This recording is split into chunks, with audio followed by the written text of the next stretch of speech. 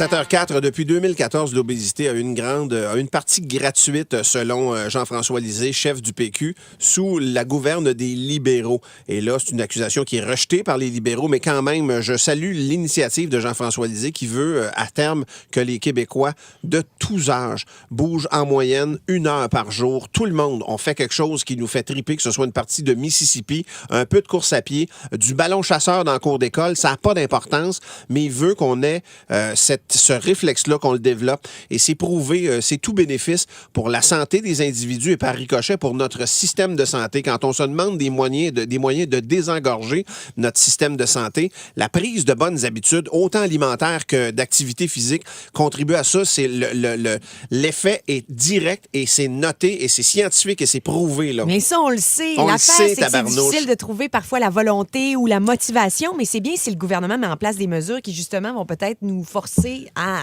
nous forcer changer ou le nos favoriser. façons de Je suis pas certain qu'une taxe est le meilleur chemin. En même temps, il faut se donner les moyens de nos ambitions. On est déjà les plus taxés, puis mon réflexe, c'est de penser qu'une nouvelle taxe va juste contribuer à engraisser encore et à être mal gérée, parce qu'on est des champions là-dedans aussi, mais on peut pas être contre la vertu en même temps. J'ai été longtemps un fumeur. Je suis quelqu'un qui consomme du fast-food, des boissons gazeuses, des choses comme ça. Puis si on me disait, on augmente les taxes, comme sur ces produits spécifiques-là, soit dit en passant. Qui sont moins bons pour la santé, disons-le, qui sont bons pour la santé morale de temps en temps. On se fait plaisir avec un bon hamburger, il n'y a pas de problème, mais c'est quand notre alimentation est constituée que de ça que ça devient problématique. Et je vous l'ai dit, dans mon petit monde, je faisais des blagues, mais avec les allergies, tout ça, on doit essayer de mieux manger.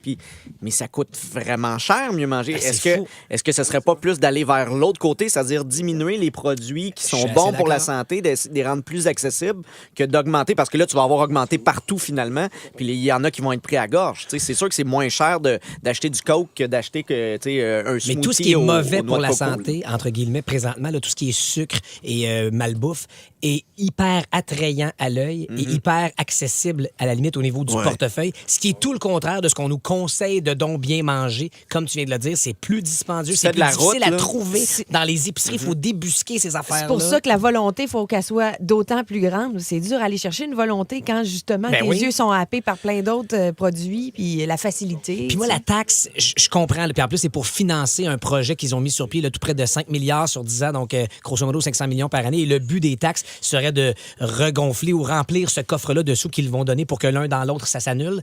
Mais moi, le problème que je vois avec la taxe, c'est qu'il n'y a aucune éducation qui est faite. C'est une conséquence, c'est un montant à payer, mais on n'apprend pas aux adultes et aux enfants et aux adultes de demain les bienfaits de bien manger. On n'inculque pas de valeurs et non, exactement. de fondements sur... On punit un mauvais comportement, entre guillemets. Exact, ce qui est correct. C'est discutable. Il y a une conséquence, on peut en discuter. Mais il faudrait aussi, de l'autre côté, faire « Hey, ça n'a pas l'air le fun, le choucal, mais regarde, ça te donne ça. Puis quand tu vas faire ton sport, tu vas être meilleur sur le... Je dis n'importe quoi, là, dans ton éducation physique, tu es un joueur de football, c'est ça, les aliments que tu devrais manger, plutôt que le Gatorade que Sidney Crosby te boit dans la face. Mais là, on voit Sidney Crosby, on idolâtre Sidney Crosby, il est le meilleur, puis il boit le Gatorade. J'ai le goût de boire du Gatorade, bâtard. Il y a quelqu'un qui ne s'identifie pas à sa messagerie puis qui dit pourquoi ne pas rendre déductible d'impôt les abonnements au gym? Ben moi, je commencerais par... C'est une petite affaire, mais en même temps... Moi, je commencerais par les incitatifs avec les enfants. Puis il y a plein de parents qui nous écoutent. Il y a plein de parents qui nous écoutent. Puis moi, j'en suis un parent. Puis moi, te dire une affaire, si l'équipement sportif était déductible à 100%, moyennant, dans ton rapport d'impôt, tu prouves qu'il est inscrit dans une ligue parce qu'il pourrait avoir un marché noir facilement.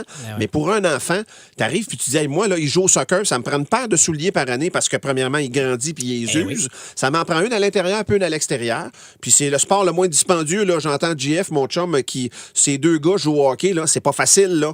On va dire une affaire, mais si tu as un papier qui prouve qu'il est d'une ligue de hockey puis c'est le gardien de ton équipe puis qu'il a besoin d'un stock, puis ça coûte une couple de 100$ par année, sinon des milliers de dollars dans la pratique de ces sports-là. Mais on le sait comme société, qu'est-ce que ça fait, par exemple, quand tu fais du sport? Il y en a plein de jeunes qui restent inoculés par ça, qui restent contaminés par l'idée de bouger ta barouette. Ben pourquoi qu'on n'encourage pas le monde?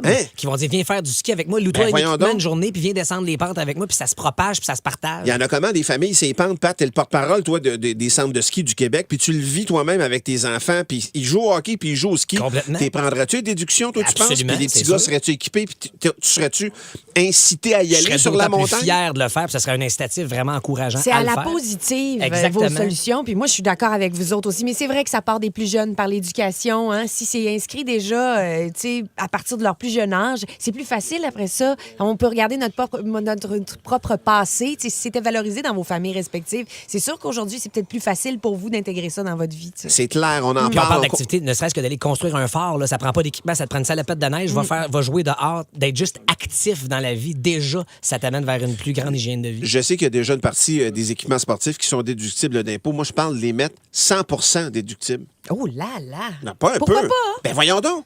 Pourquoi pas? Soyons pas hypocrites. On veut du monde en santé. Comment qu'on fait pour être en santé? On bouge. Comment qu'on fait pour encourager le monde à bouger? J'aime bien plus ça, moi, que de donner une taxe au monde qui... Puis un n'empêche pas l'autre. Mais il va falloir... On n'aura pas le choix, à un moment donné, de prendre une décision de santé globale pour le système qui ne sera pas capable de prendre tous ceux qui s'en viennent puis qui sont malades. Au téléphone, on a quelqu'un qui consacre sa vie à faire bouger les gens. Allô, José, comment ça va? Allô, belle équipe. Allô, José. José Lavigueur elle-même qui a décidé de participer à la discussion ce matin. José, on est honoré de t'avoir au bout de la ligne. T'en penses quoi de toutes ces mesures-là qui sont prises, José? Ben, je pense que c'est nécessaire. J'entendais, j'étais vraiment ravie d'entendre vos commentaires parce que c'est nécessaire. Tammy l'a dit, je pense. Ça prend des outils, ça prend des moyens. On sait qu'il faut bouger, on sait qu'il faut manger mieux. Maintenant, ça prend des outils, ça prend des pistes. Au niveau des taxes, ben, je sais que les gens sont particulièrement partagés. Moi, je pense que ce qu'il faut, c'est que l'activité physique à l'école, notamment, soit augmentée. Le temps en classe, le temps dans les cours d'éducation physique. Écoute, ça fait des années. Moi, j'ai connu la réforme Robillard en 94. Moi, j'ai été prof d'éducation physique au cégep à cette époque-là. Fait que j'ai vraiment vu l'impact de couper, de diminuer les cours, le temps en éducation physique. Et ça a vraiment été, à partir de 94, ça a été une espèce de descente. On a de moins en moins bougé à l'école et on voit les résultats depuis plusieurs années. C'est dramatique. José, on t'entend, puis je pense qu'on a la réponse à la question qu'on va te poser. On commence par où? On commence par quoi? C'est les écoles qui est le nerf de la guerre, hein? Ouais, mais la réponse, je te dirais, c'est à la maison d'abord. Ouais. Je suis d'accord. On peut pas tout mettre sur le dos de l'école, mais c'est un fait que l'école a un rôle très, très important. Les profs d'éducation physique, notamment, ont un rôle tellement précieux. Puis, tu sais, là, il y a eu des sondages et les gens sont d'accord pour augmenter le temps en éducation physique parce que, on le sait, vous l'avez dit, toutes les études le démontrent que ça fait des élèves plus attentifs. C'est tout bénéfice. Mais le point de départ, c'est les parents, c'est la maison. C'est tout bénéfice. Hey, José, merci infiniment d'avoir participé merci, José. à cette discussion-là. Moi, je vous embrasse très fort. On t'embrasse très fort aussi. Merci infiniment, José Lavigueur. On est comme flattés Salut! Bonne journée. On est flattés qu'elle nous écoute. Juste qu'elle nous parle, j'ai l'impression d'avoir perdu du poids. Ben oui, puis moi, j'ai son DVD pour des fesses en forme. Ben ouais. Tu l'as pas non, écouté? mais pour vrai,